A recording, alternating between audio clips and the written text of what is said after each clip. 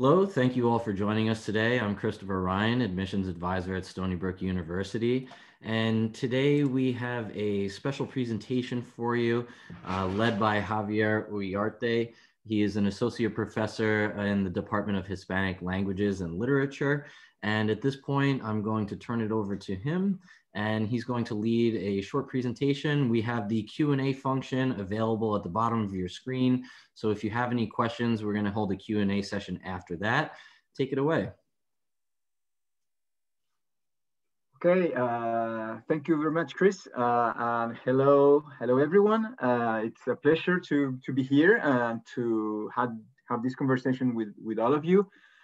So I'm gonna talk a little bit about the department where I work, and also talk a little bit about the kind of research we do, the kind of courses we teach, in order to give you guys an idea of the kind of profile that me and my colleagues have, and the kind of things you could do if you came to our department, if you took our courses, etc. And well, feel free to ask any questions you have. I would be very happy to discuss them and talk with you about them. So I would like to begin by telling you about a little bit about the department, right? The department is it's called Department of Hispanic Languages and Literature.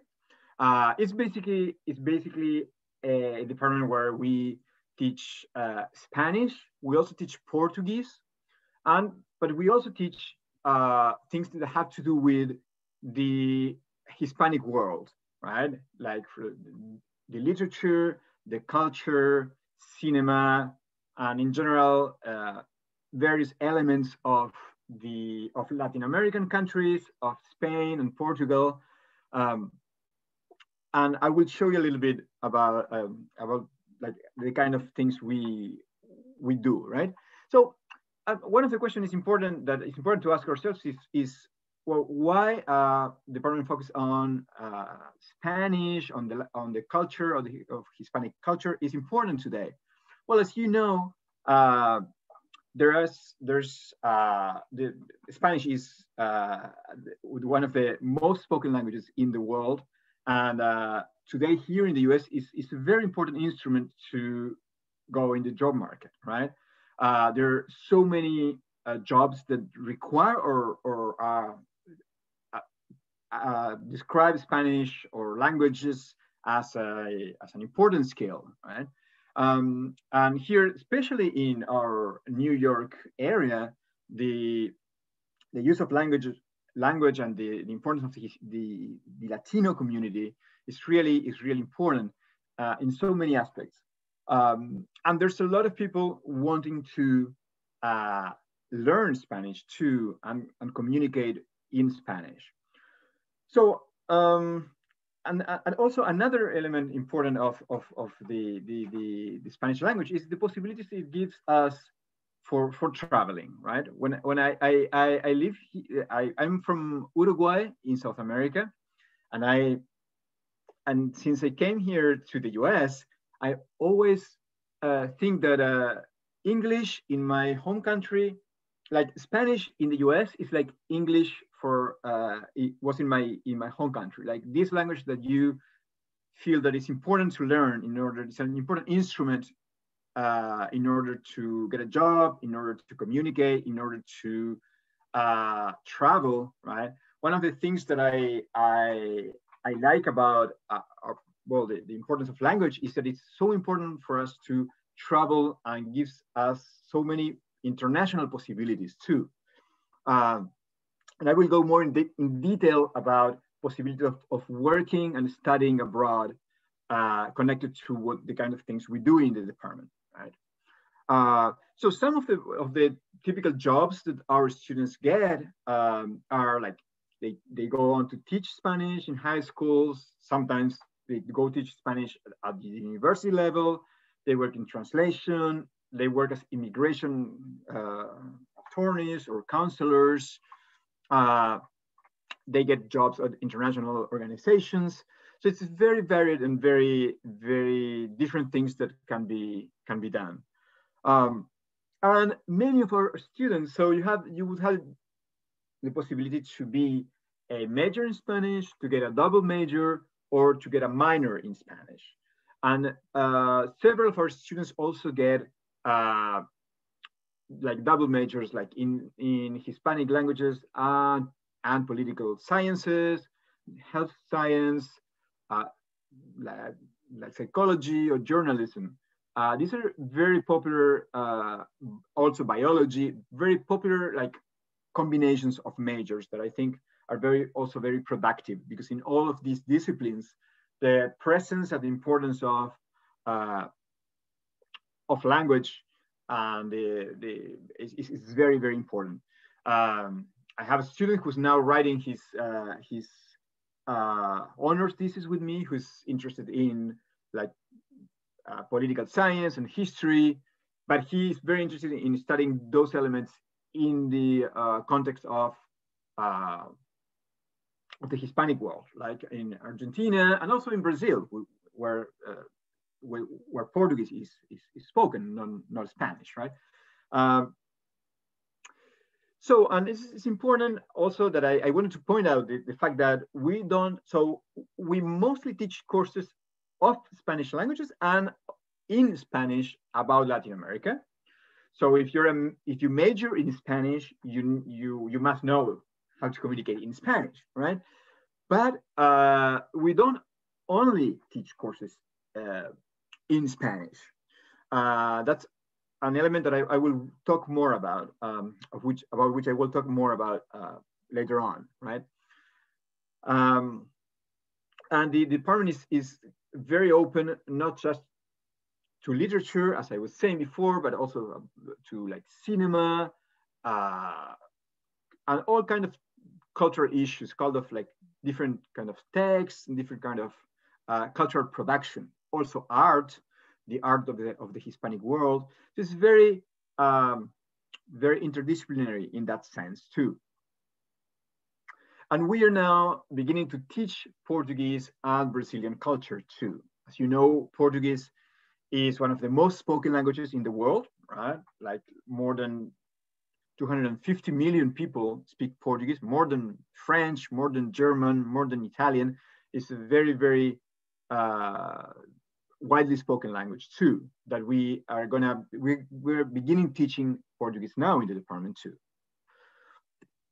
So let me just keep going.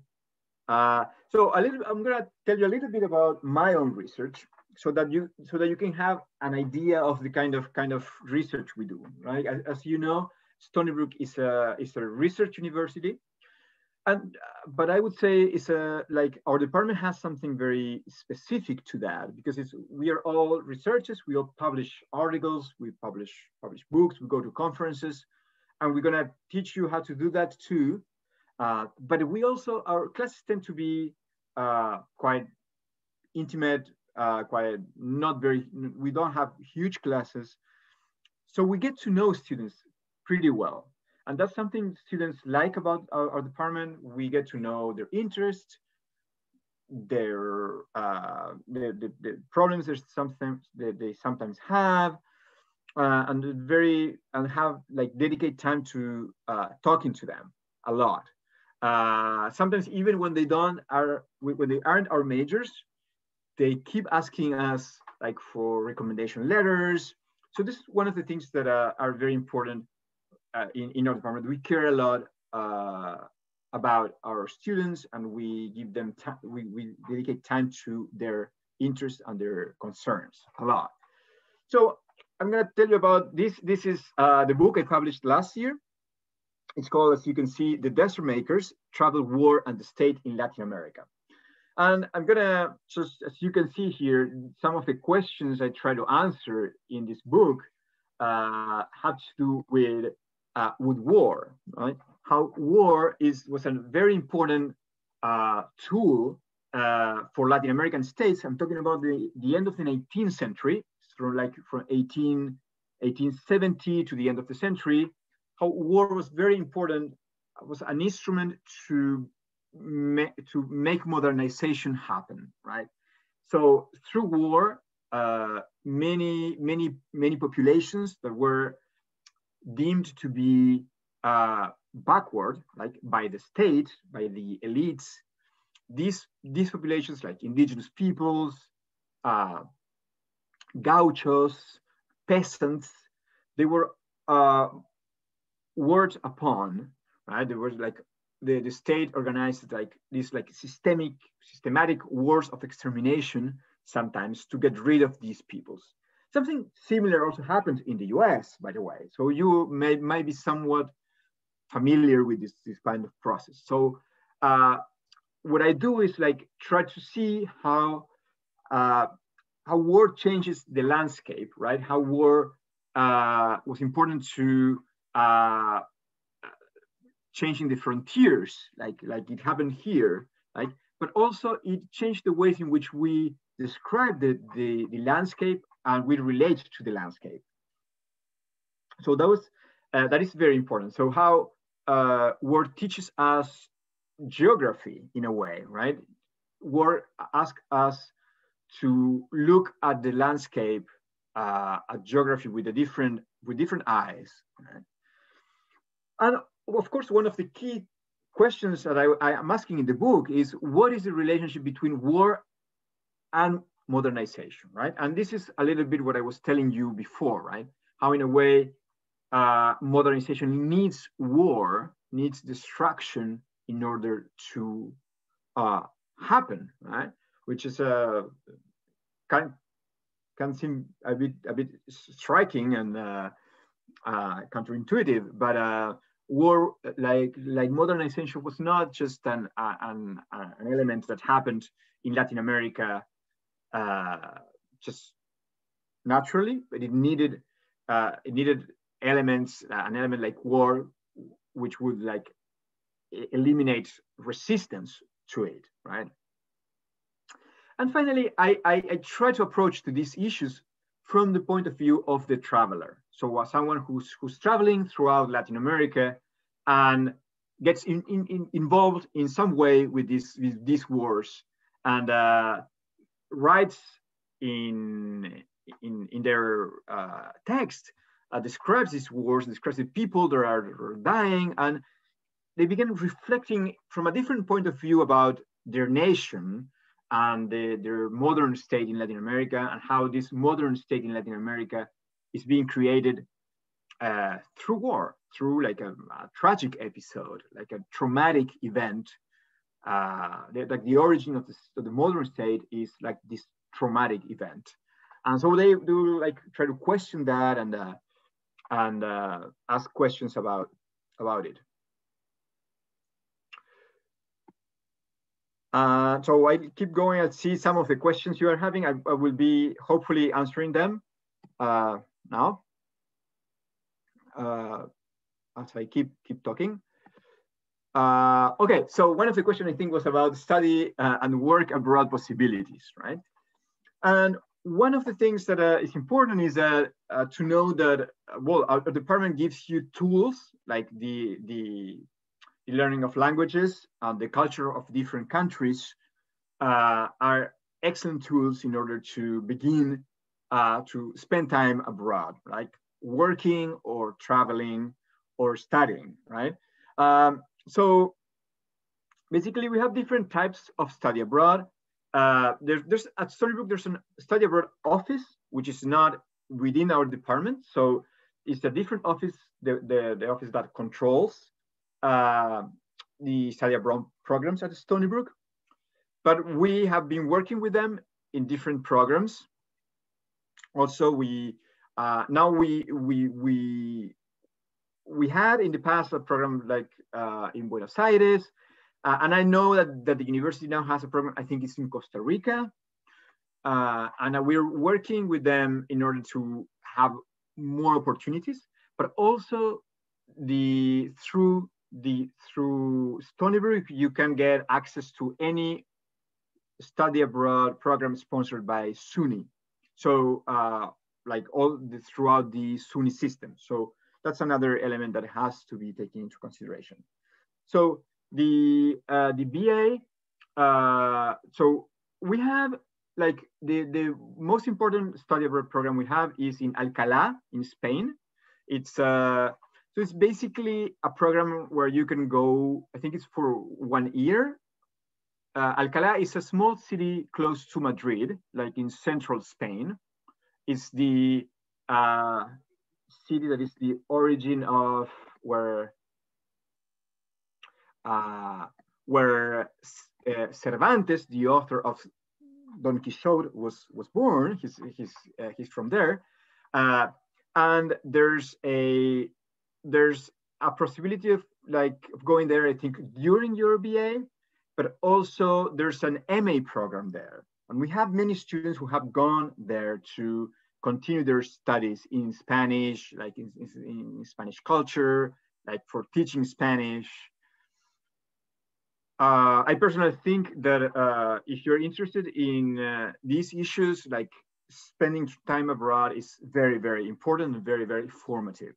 We also have students, the history of students who have gone to have continued their studies abroad in Latin America, for example. So, for example, one of them is doing an MA in Latin American culture and Latin American literature in Buenos Aires. And this is an MA that is not sponsored through Stony Brook, but he could get there through the department's sponsorship. So we know many colleagues in many countries in Latin America, and they're usually open to students who come from New York to do different kinds of programs, like shorter, longer programs. This program that I'm talking about was a 2-year MA, and sometimes they're free, sometimes they are sometimes they can offer fellowships and scholarships, or sometimes they are not free, but they're very cheap. This student who was studying in Buenos Aires was paying like $100 per month in order to like complete his MA, and maybe it was even much less than that. Maybe it was $100 per year, but I'm not sure. I don't remember exactly. But it's sometimes very cheap to study abroad too, and the education is quite good if you want to continue afterwards there. Also, I am part of the Fulbright committee at Stony Brook, and the Fulbright committee, the Stony Brook has a very strong program that tries to prepare students to compete strongly for these very, very competitive fellowships, such as Fulbright, right? And our colleague Jennifer Green, she's very active and very enthusiastic, and she helps students a lot. And many different faculty work with her in order to get our students to obtain these very, very prestigious grants. And if you get these grants, you can go spend a year sometimes teaching English in Latin America or in other countries. And of course, you can also teach, if you know about the culture or the language of the country, or if you research things connected to the country where you go, that's a plus always. So the profile of our students is profiles that are very interesting for the Fulbright Fellowship in general. And the third point I have here is particularly this thing that I was mentioning before, so I'm not gonna describe that, but that we in the department usually build strong personal relationships with our students. They get a very strong connection with our courses, with our department, and they keep in touch when they leave. It is very, very interesting. And I think they appreciate that about us, about working with us and studying with us.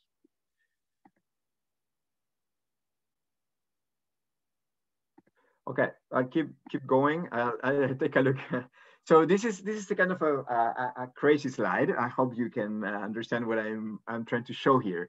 So I wanted to show you two types of courses that the first one I am teaching right now, and the other course I will be teaching in the fall, right? These are two courses that are taught in English. They're, as I said before, they're minority of the courses we offer are in English for obvious reasons, being as Hispanic languages department. But there are some courses that you can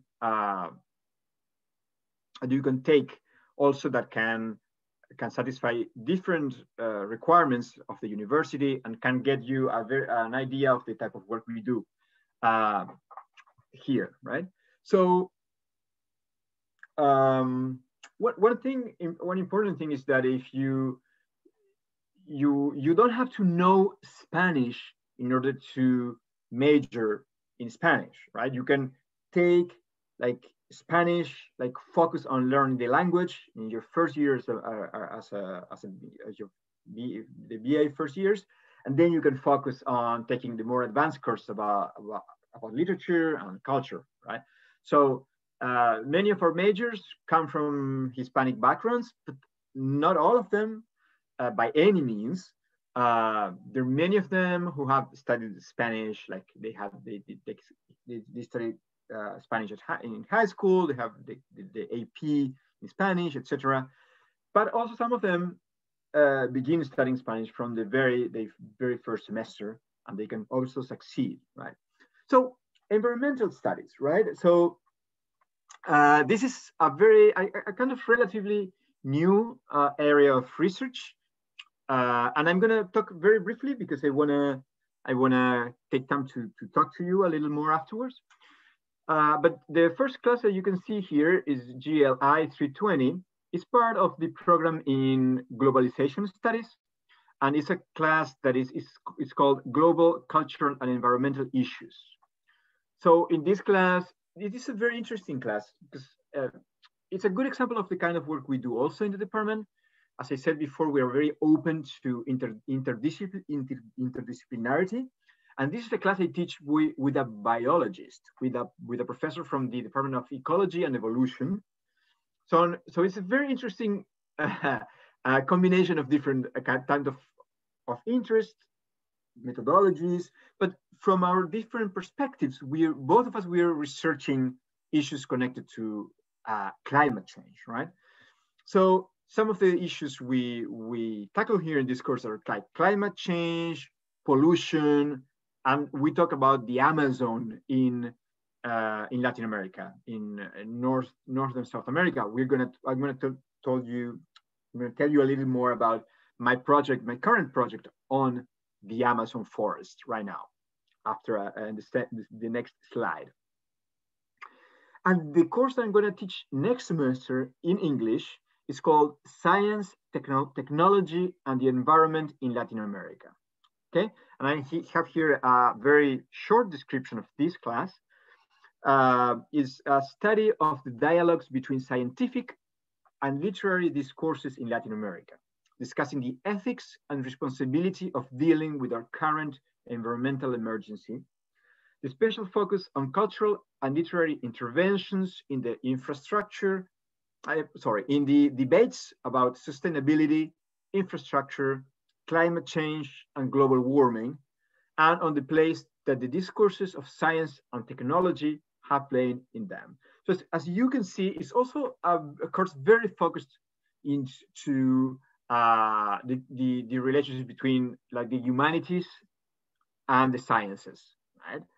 We're gonna be reading like famous scientists who wrote about Latin America, like Darwin, like Alexander von Humboldt, who's a very famous like German explorer, and other people. And then we're gonna also be like reading and discussing indigenous texts from Latin America. So it's a very interesting kind of different approaches to what is actually one of the key questions of environmental humanities, which is the question of what is nature, right? What is nature? What is our relationship to nature? How we understand nature, and how we can how we transform nature, how we try to make nature adapt to ourselves? How can we adapt to our environment? So the environmental humanities, there's huge, very interesting, like interdisciplinary group of people working on this field. As you can read here, it's like people from philosophy, environmental history, eco-criticism. That is what mostly the kind of thing, the kind of work I do, like environmentally oriented literary and cultural studies, also cultural geography, anthropology, and political ecology. As you know, all these discussions are very, very timely and very, very, very concerning our present. You can read about this every day in the news, right? There are debates, there are concerns regarding this. So it's very important that we get some space to discuss this in different disciplines. And our department is one of the departments where this is becoming a very central topic. And so in order to begin to close our conversation, I just want to make this last point here, a more recent turn toward issues of environmental justice, other world literatures, and global environmental context, right? For example, and urban spaces, right? And it's very important because it's if we think about our environment, it's very important that you think as we think about it in global terms, right? So we cannot just think about the consequence that we are seeing, that we are feeling here, but understand how that comes to happen, right? And in order to do that, we need to be aware of trends and changes that are happening everywhere in the world, right? So that's essential, and that's why our department is very important, because we, by definition, we have a very transnational perspective in the type of work we do, right? We and all my colleagues work also in about different countries, people like Spain and Latin America, Britain and Mexico, the United States and South America. So we try to compare different like cultural processes, and the environment is not an exception. It's very important in that context too.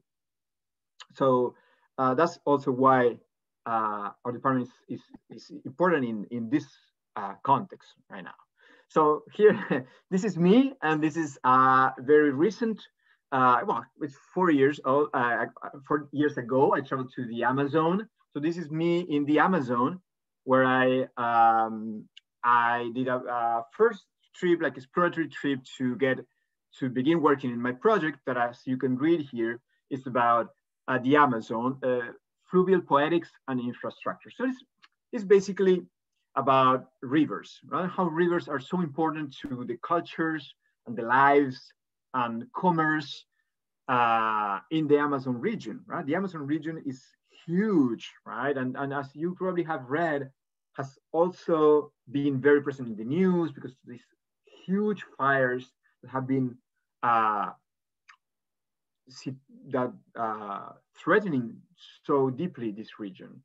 So I went there to get to know like indigenous communities, to get to know their activists, professors, researchers in different universities in different parts of the Amazon, so that I could try to begin writing about the region. And I plan to go back soon. So I also write, as you can see, this poetics of engineering, right? So I also am researching how engineers imagined transforming rivers and this like natural space to turn it into something different. And obviously how the states, the Latin American states, were sponsoring that. And I don't know if you know about this, but Teddy Roosevelt, the ex-president of the United States, went to the Amazon in 1914 and brought many different specimens and to the museum, the Natural History Museum here in New York. And it's very interesting. I'm analyzing his book in which he narrates his trip to the Amazon in 1914, right after he was president of the United States. So these kind of things are very interesting to me, like see like how foreign travelers also view and approach the Latin American landscape, the Latin American nature, right? Okay, and this is like a short description. This is a picture I took also in my trip to the Amazon. As you can see, maybe this is a house that is in the middle of the river, actually. And this is, I'm going to read this for you. So it says, this is a very, very like brief description of the kind of work I'm doing right now, right? It says, the uses and connotations of rivers are oblique and potentially productive points of contact in quite different ways of telling aquatic stories, of conceiving of navigation, fluidity, and displacement. The Amazon is a fragile and sometimes confusing or dissonant chorus of voices that speak through its waterways. Listening attentively to them, to the waterways, to the water, right, in order to disentangle and dive into its various meanings and poetics is one of the objectives of this future book. Okay. I think this is all for now. Thank you very much for listening, for your questions, and I'm very happy to talk with you about any like questions, curiosities, and issues you would like me to tell you more about. Thank you, Professor Uriarte. We do have a few questions to get to before we conclude today. So I just want to remind everyone to use that Q&A function as well if you do have any last minute thoughts to share with us while we're getting to these first few questions. The one I'd like to begin with would be the study abroad programs. And this is something that, I think I can field. And if you want to, add anything, definitely, contribute. The pandemic is this kind of veil that influences all different parts of our lives. And, the study abroad programs are impacted by that. So there are dynamics outside of the university's control. With that being said, we want to facilitate, as many experiences, especially ones that students desire. So working with the study abroad office is going to be critical in order to navigate the current situation with the pandemic and then seeing what opportunities are viable. But we have a lot of things that are coming down the pike as, a nation, as a globe, and as a region that, we're going to see what kind of study abroad programs we can offer. All right, another question that we have here, a student plans on majoring in Spanish along with political science. They have a curiosity, is it possible to take a language that is not as a major or a minor? I think, yes. I mean, so you mean a third language, because this student wants to major in Spanish. So he wants to know if he can study a different language apart from Spanish, right?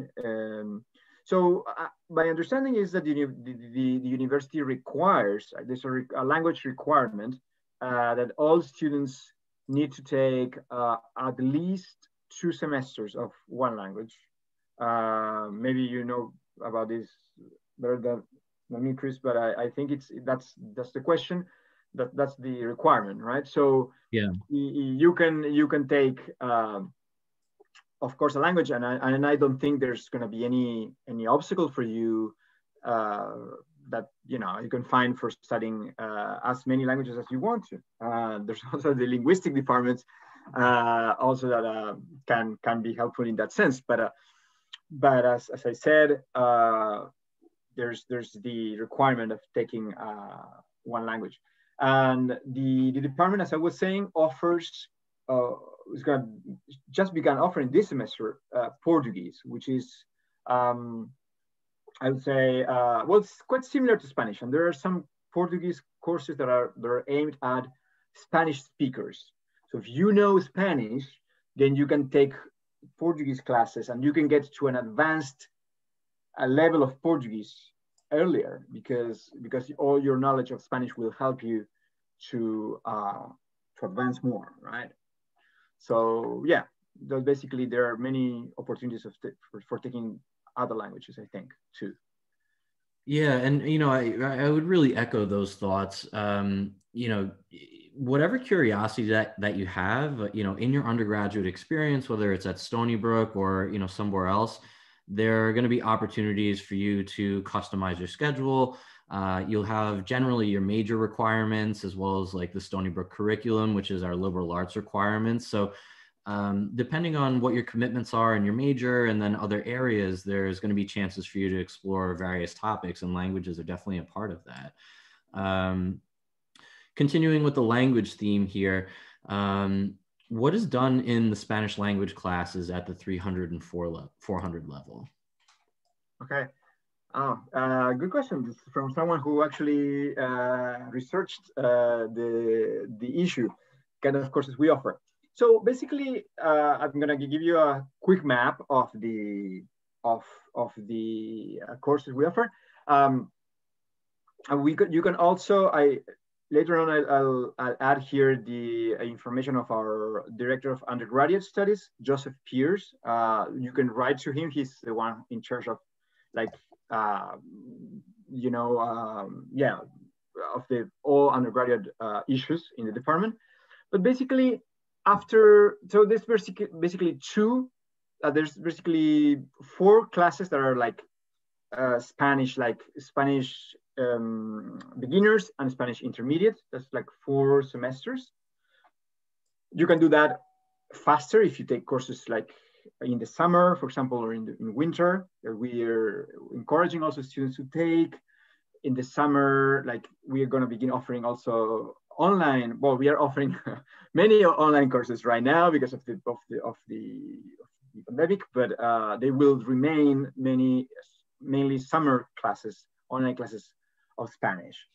And then the courses that you are asked, the students is asking about, right? The 3-level Spanish classes are advanced classes. These advanced classes are like 2 types, basically like advanced language classes, in which you are like begin to like learn the most advanced ways of like writing, speaking, communicating in general, and the grammar too.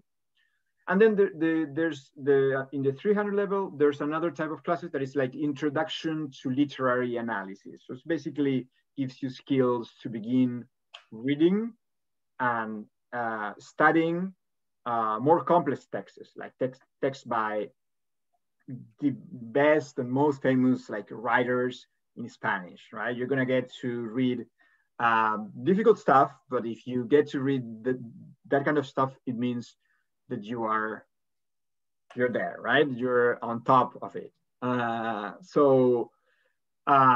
the 400 level classes are more like specialized classes. You have classes about like you can get a class about like gender issues in Latin American literature, about Latin American cinema, about Latin American an entire course about like Buenos Aires, or an entire course about disability studies in the Hispanic world. Different, like anytime any kind of topic you can think of, you can get that, right? These are topics that are that have a lot to do with kind of the issues that the faculty is researching sometimes, and sometimes with more like broader classes about like Latin American literature of the 20th century. It's like a very like a panorama, right, of the literature and the cultural production of the region, right?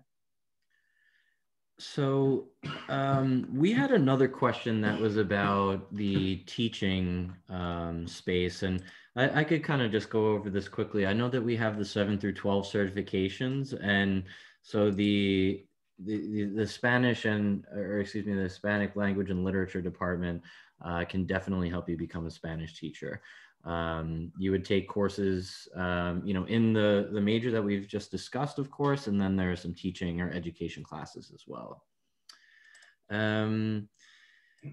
Across the board, okay, we have a question about average class size. So I know across the board, we're looking at about 50 students, like in the entire university. That's like typically the average class size.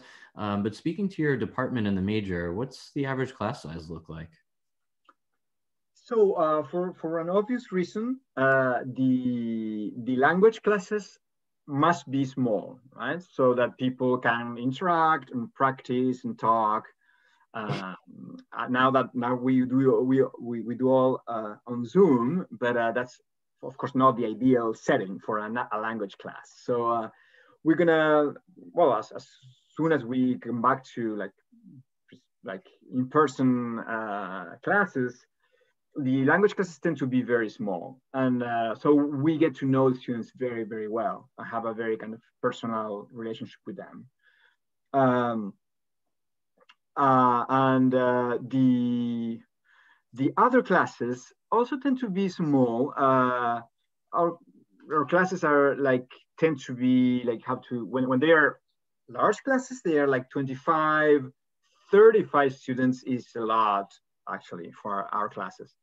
Uh, so it's because in all of them there's this component of like conversation. You are required to talk more. So we don't really do lecture like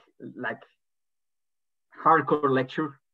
Uh, we have more like conversational classes, which like people share their ideas. We discuss like text and movies, etc. So they're very, very in need of like we really need to talk among everyone. So the classes that usually have more students are those taught in English, which are not really part of the major, but they are part of the sometimes university requirements. So they are sometimes we have like 100 students. But I know at Stony Brook some other like classes have like 200 students, and even in the 100 student classes, we get to listen to our students and get to know them pretty well because we tend almost like inevitably to ask questions and have more like a conversational type of class, I would say. Those were always my favorite classes when I was in university. So, especially to be in a place like Stony Brook, that's a large research institution, to have that intimacy built into a program, that's something that would be really attractive to me. We have one last question, and then I have a personal question for you to end everything on today. So first, is there a Spanish art history course for a Spanish minor or major? And then also, what can a Spanish minor do to help me in terms of my career? Okay, so let me. Is there a Spanish art history course for Spanish? Well, yes, I would respond yes to the first question. We just hired actually a colleague in my department who's an art historian, and he will be teaching classes about like visual culture in general, right? Like painting, sculpture, but also like in a more general sense, like also cinema. And the department, as I was saying, gives a lot of uh, attention to the visual component of culture, right? So you definitely can have as part of your major classes focused on visual culture um, and art for sure.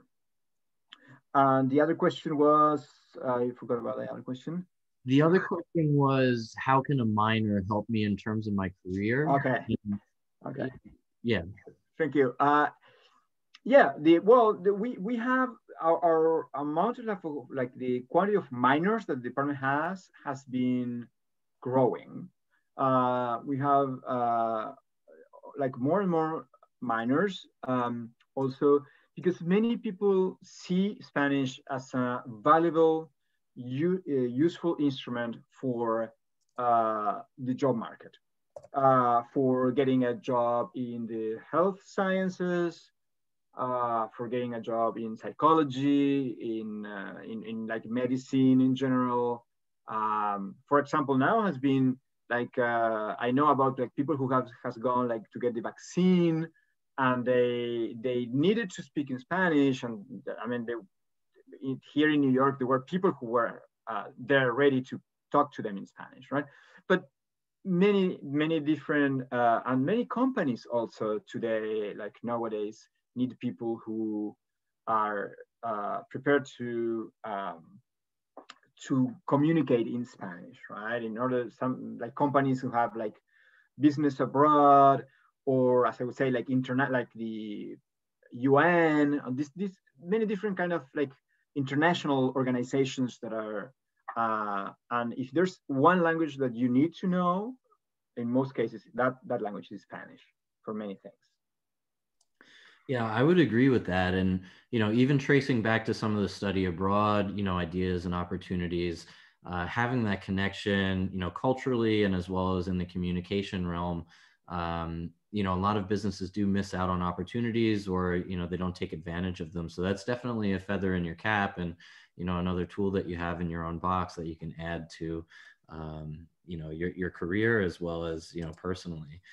All right. So to finish us off, I love connecting with faculty and picking their mind a little bit during these presentations. So imagine you're a high school senior and you're entering college life, and you're interested in the subjects and the areas that we talked about today.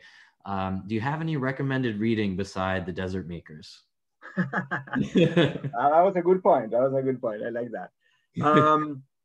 Well, I mean, as so many, right? This is a question, typical question that you work on like Latin American literature, and then they ask you like on the spot, like give me one book to read, and you don't know what to answer. No, I mean to follow a little bit the most like I would say, I'll give you two books. One is a very classic one, which is a book by. Can I write in the Q&A here, or I just say it? I'm not sure if you could probably put it in the chat. But if you Okay. want Okay. to, yeah, you can put it in there. Okay. This is a book that.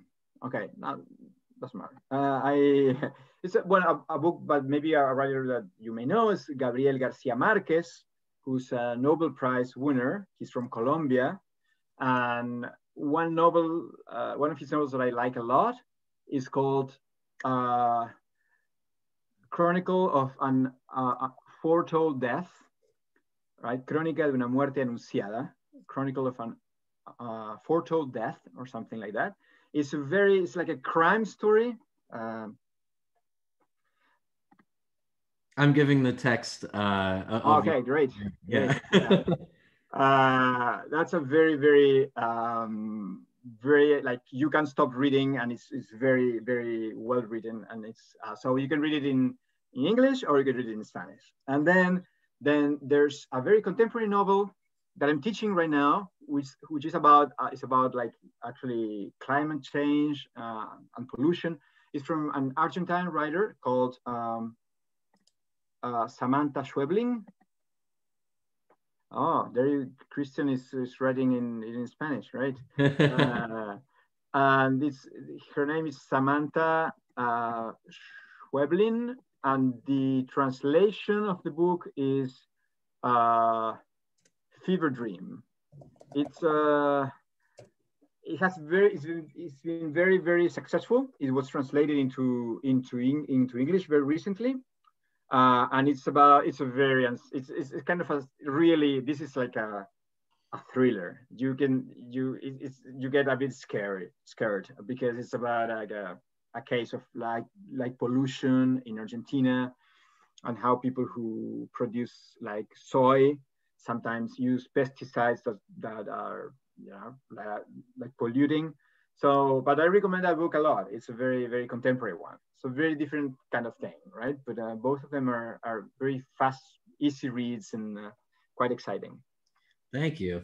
Summer is a period where things are, a little bit slower maybe, and students want to, engage in something in their areas of interest. So I really appreciate you sharing that.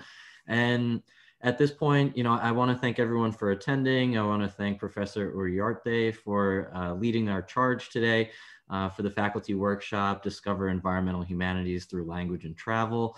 This will be available on YouTube, so keep an eye out for that if you'd like to rewatch or consult different points of it. Share it with your friends, and we will catch you next time. Thank you. Okay, thank you very much.